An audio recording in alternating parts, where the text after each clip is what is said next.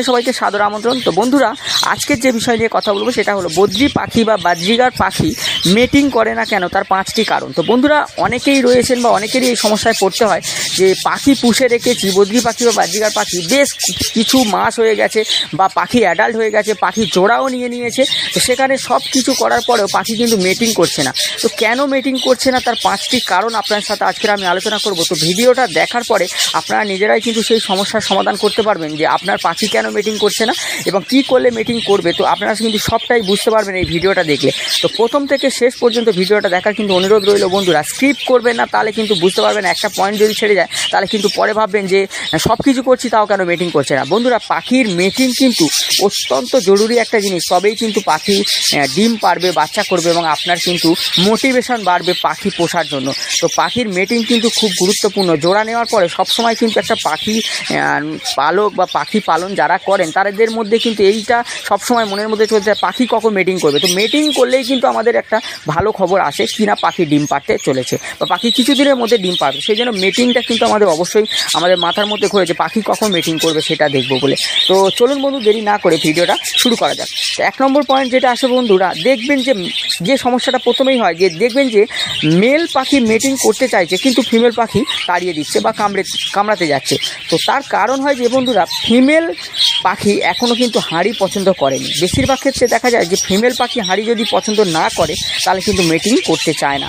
তো প্রথমত ফিমেল পাখি যদি হাঁড়ি পছন্দ করে নেয় তবেই কিন্তু মিটিংটা শুরু করে, কারণ পাখি দেখে যে জায়গায় ব্রিডিংটা করবে সেই জায়গাটা নিরাপদ কিনা, তবেই কিন্তু তারা মিটিংটা শুরু করে। এটা কিন্তু ফিমেল পাখিটা আগে খুব ভালো করে দেখে, তারপরেই কিন্তু ওরা মিটিংটা শুরু করে। তো অনেক বন্ধুরাই ভাবেন যে মিটিং কেন করছে না। তো আমাদের কি করতে হবে বন্ধুরা, যে হাঁড়িটা আমরা কিন্তু লাগিয়েছি কেজের মধ্যে বা কলোনির মধ্যে, সে হাঁড়িটা কিন্তু শক্ত করে বাঁধতে হবে।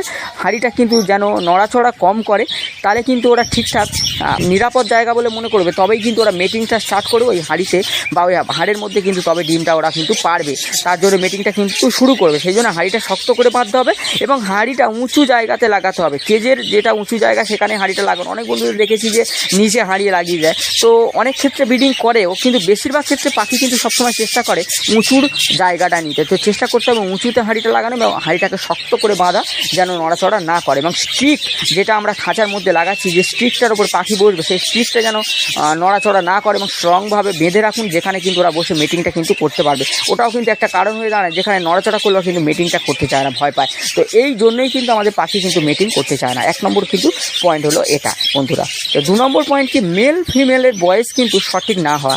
কি হয় বন্ধুরা, মেল পাখির বয়স সবসময় যদি ফিমেল পাখির তুলনায় ছোটো হয়, অনেক সময় দেখা যায় যে ফিমেল পাখি কিন্তু মেল পাখিকে মিটিং করতে দেয় না। তো সবসময় মেল পাখির বয়স একটু বড় রাখতে হবে, তাহলেই কিন্তু ব্রিডিংটাও ভালো পাওয়া যায় এবং পাখি কিন্তু জোড়াটাও খুব ভালো হয়। তো এটা কিন্তু আপনাদেরকে একটু খেয়াল করতে হবে। তবে সব সময় নয়, মেল পাখি ছোটো হলেও কিন্তু অনেক সময় ব্রিডিং করে, মিটিং করে, সব করে। কিন্তু বেশিরভাগ ক্ষেত্রে যেখানে মিটিং হচ্ছে না বা ব্রিডিং করছে না, সেখানে একটু আপনি লক্ষ্য করে দেখুন যে মেল পাখির বয়সটা ফিমেলের থেকে ছোটো কিনা, তাহলেই কিন্তু এই সমস্যাটা হয়ে আসছে। তাহলে কিন্তু ওই জন্য ওর জোড়াটা নিচ্ছে না বা পছন্দ করছে না মিটিংয়ের জন্য। সেখানে কিন্তু মেল পাখির বয়সটা একটু বেশি দিন বা একটু বড় পাখি দিন বয়সে, তাহলে কিন্তু আপনার মিটিংটা স্টার্ট হবে এবং ব্রিডিংটা কিন্তু শুরু হয়ে যাবে। এবং 3 নম্বর পয়েন্ট যেটা আছে বন্ধুরা, পাখির বয়স। তো কী হয়, অনেক সময় দেখা যায় যে আমরা পাখি কিনে এনেছি, পাখি হয়তো সেমি অ্যাডাল্ট বা বাচ্চা পাখি, আমরা ভাবছি মিটিং করছে না কেন, ডিম তো একটা পাখির কিন্তু একটা বয়সের দরকার পর্যাপ্ত, তবেই কিন্তু সে অ্যাডাল্ট হবে এবং তারপরেই কিন্তু সে ডিম পাড়া শুরু করবে। প্রাপ্ত বয়স হতে হবে তাকে। তার জন্য বন্ধুরা মিনিমাম 4 থেকে 5 মাস বয়স হলে তবেই কিন্তু পাখি কিন্তু মিটিং করা শুরু করে।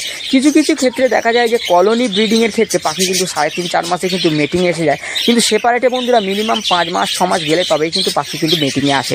তো সবসময় উচিত কী হয়, 6 মাসের পরে পাখিকে জোড়া দেওয়া এবং তারপরে কিন্তু মিটিং বা ব্রিডিংটা নেওয়া। তো ওই জন্য বন্ধুরা অনেক সময় মিটিং করতে চায় না। আমরা ভাবি যে মিটিং করছে না কেন, তো পর্যাপ্ত বয়স হতে দিন, ভালো করে জোড়া নিতে দিন, তবেই কিন্তু পাখি কিন্তু মিটিংটা শুরু করবে। এবং 4 নম্বর পয়েন্ট যেটা আসে বন্ধুরা, প্রাইভেসি না দেওয়া। সব কিছু করার পরে পাখিকে কিন্তু পর্যাপ্ত প্রাইভেসি দিতে হবে, তবেই কিন্তু পাখি ব্রিডিং করবে। দেখা গেল পাখি পুষেছি, আমরা কেজে রেখেছি, বারবার এসে দেখছি তাদেরকে ডিস্টার্ব করছি আমাদের অজান্তেই, সেখানে কিন্তু পাখি কিন্তু মিটিং করতে চাইবে না বা সে সিকিউরিটি ফিল করছে না ওখানে, তাই কিন্তু মিটিংটা করছে না। পাখির জন্য কিন্তু নিরাপদ জায়গা দিতে হবে বা তার জন্য কিন্তু নিরিবিলি করতে হবে।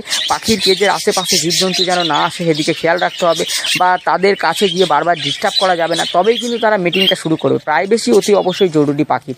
তো কেজটাকে এমন জায়গায় রাখতে হবে যেখানে শান্ত পরিবেশ আছে যে সেখানেই কিন্তু পাখির ব্রিডিং করবে। দেখা যাবে ন্যাচারালি পাখি দেখবেন যে অনেক কিন্তু মানুষের থেকে অনেক দূরে গিয়ে বা অনেকটা জঙ্গলে গিয়ে সেখানে এই ব্রিডিংটা করে। তার কারণ কিন্তু এটাই, ওরা কিন্তু নিরাপদ পরিবেশ খুব প্রয়োজন, তার জন্য কিন্তু প্রাইভেসি অতি অবশ্যই পাখিকে দিতে হবে।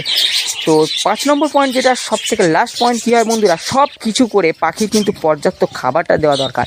কারণ এত কিছু দেখার পরে পর্যাপ্ত খাবার যদি না আমরা পাখিকে প্রোভাইড করি, সেখানে কিন্তু পাখি কিন্তু ব্রিডিং করবে না। ন্যাচারালি আমরা যেটা দেখি কী হয় বন্ধুরা, পাখি কিন্তু যেখানে বাসস্থান করে বা যেখানে ব্রিডিংয়ের জন্য জায়গা বেছে নেয়, সেই জায়গাটা দেখবেন যে ওরা কিন্তু খাবারটা সঠিকভাবে পাবে, তবেই কিন্তু সেই জায়গাটা বেছে নেবে ন্যাচারালি।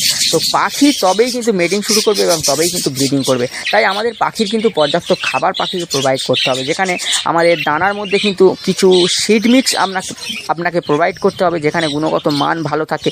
যেমন ক্যানারি সিড, ব্ল্যাক সিড অল্প পরিমাণে এবং রেড মিলেট, হোয়াইট মিলেট আমরা কিন্তু দানায় মিশিয়ে পাখিকে প্রোভাইড করতে পারি, যেখানে ওরা পর্যাপ্ত খাবার পাবে, প্রোটিন পাবে, খনিজ পাবে, ভিটামিন পাবে, তবেই কিন্তু মেটিং শুরু করবে এবং ব্রিডিংটা করলে কিন্তু আপনি ভালো রেজাল্টটাও পাবেন। তো তার জন্য আমাদের কী করতে হবে, আমাদেরকে সব ফুড পাখিকে সাপ্তাহিক একটা রুটিন তৈরি করে সাপ্তাহিকভাবে তাদেরকে প্রতিদিন অন্যান্য সব ফুড পাখিকে প্রোভাইড করতে হবে এবং তার সাথে আমাদের জলে মেডিসিন দিতে হবে, ভিটামিন, ক্যালসিয়াম, তবেই কিন্তু পাখি মেটিংয়ে আসবে এবং ব্রিডিং করবে।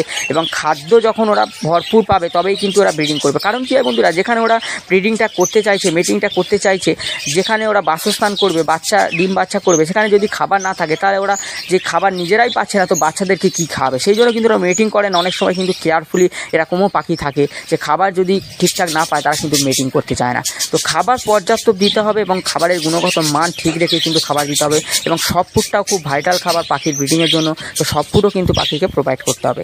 তো বন্ধুরা, এই কয়েকটা পয়েন্ট যদি মাথায় রেখে আপনারা কাজ করতে পারেন, তাহলে আপনার পাখি যদি মেটিং না করে থাকে, তো এই সিজনেই পাখি কিন্তু মেটিং করবে এবং সেই পাখি কিন্তু ব্রিডিংয়ের জন্য তৈরি হয়ে যাবে এবং পাখি কিন্তু কিছুদিনের মধ্যে ডিম পারবে। তো বলে রাখি বন্ধুরা, মেটিং করার কিন্তু 1 সপ্তাহ বা 1.5 সপ্তাহের মধ্যেই কিন্তু পাখি কিন্তু ডিম পেড়ে দেয়। তো বন্ধুরা, ভিডিওটা যদি ভালো লেগে থাকে তো প্লিজ একটা লাইক করবেন, শেয়ার করবেন। আর যদি চ্যানেলে নতুন এসে থাকেন তো চ্যানেলটাকে সাবস্ক্রাইব করে রাখুন এবং পাশে থাকা বেল আইকনটা টিপে দিন, যাতে করে নতুন ভিডিও আপলোড করলে আপনার কাছে পৌঁছায় এবং আপনারা দেখে কিছুটা উপকার পেতে পারেন বন্ধুরা। আর যে সকল দর্শক বন্ধু অলরেডি আমার চ্যানেলকে সাবস্ক্রাইব করে রেখেছেন তাদেরকে জানাবো অসংখ্য ধন্যবাদ।